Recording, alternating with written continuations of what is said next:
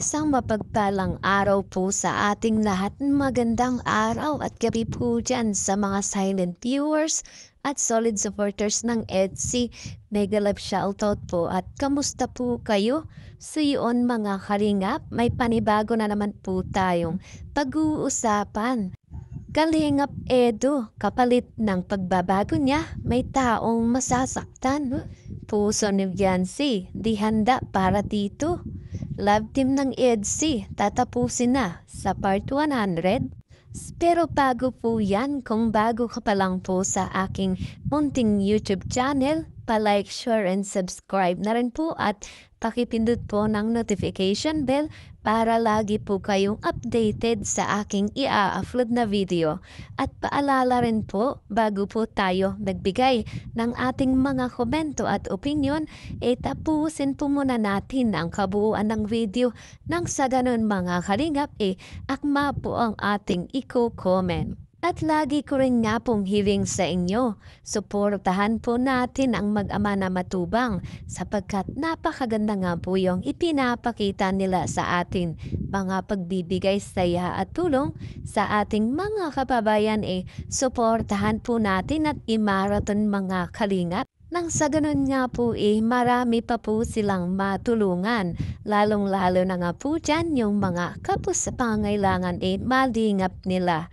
At syempre, huwag po nating kalimutang suportahan ang kanilang may bahay na si Ate Edna Vlogs at Jackie Tafia.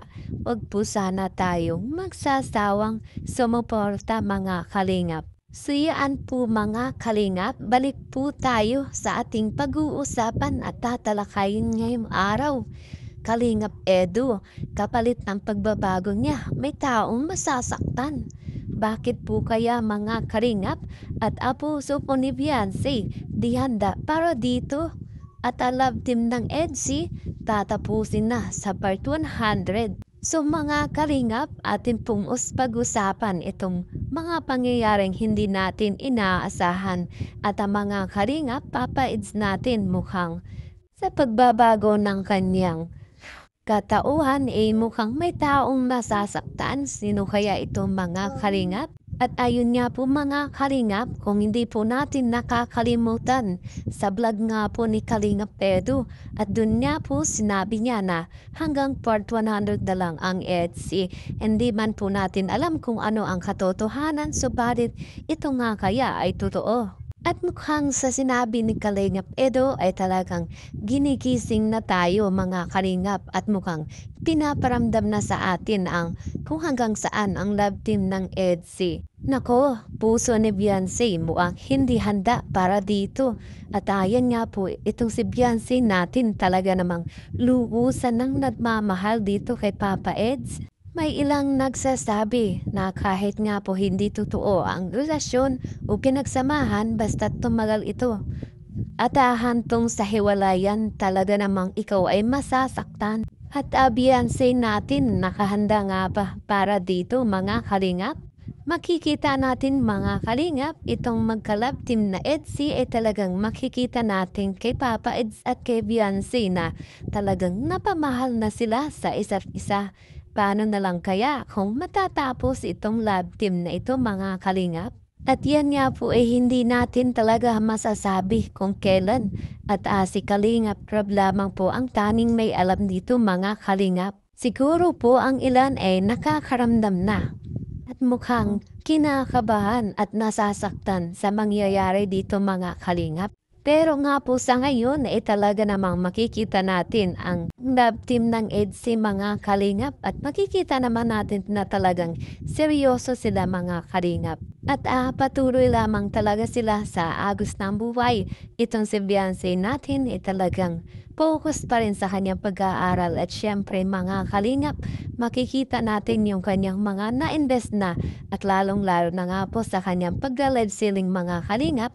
Kaya nga po nung dati na nabanggit ko mga kalingap na itong sa pagla-live selling lamang ni Beyonce talagang nakabili siya ng kanyang sariling lupa mga kalingap. Samantalang itong si Papa Eds natin patuloy na tumutulong sa mga taong nahihirapan lalo na nga po nitong nagdaang bagyo mga kalingap halos pinaabutan niya ng tulong yung mga Lalo na po yung kanyang mga beneficiary ay talagang isa sa kanya pinagpaalala.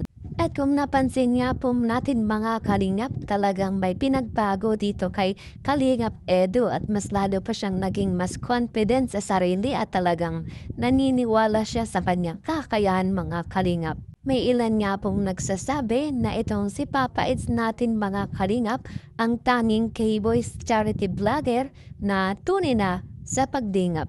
Ang kanyang adikain nga po ay bilang isang tunay na charity vlogger na kaswerte nga daw po ni Wifey Beyonce. At dahil si Papa It's nga po yung kanyang naging collab team at bilang isang jowa na rin mga kalingap, napakaswerte nga po nitong dalawa sa isa't isa at proud wifey Beyonce talaga si Papa It's dito kay Beyonce. At ganun rin nga po sa kanyang beneficiary ni Papa It's talagang itinuturing niya daw na isang kapatid at napakaswerte nga daw po nila dahil napakaswerte na nga raw nila dahil si Papa It's nga raw po ang naka-scout sa kanila kasi napakabait na nga raw po bilang isang kuya itong si Papa It's at bilang isang boyfriend na rin ni Wifey Beyonce mga kalingap. At may bangdaho naman po tayo mga kalingap. Itong Beyonce natin talagang meron na namang pasabog. Hindi nga lang po para sa kay Papa It's, kundi para nga po ito sa kanyang magulang o sa kanyang papa mga kalingap. Beyonce natin merong sorpresa handog para sa kanyang papa. Ano kaya ito? Para kanino yung bibilhin mo biyan? Wow! Swerte ni Padi! Surprise to? Surprise to? Wow! Surprise!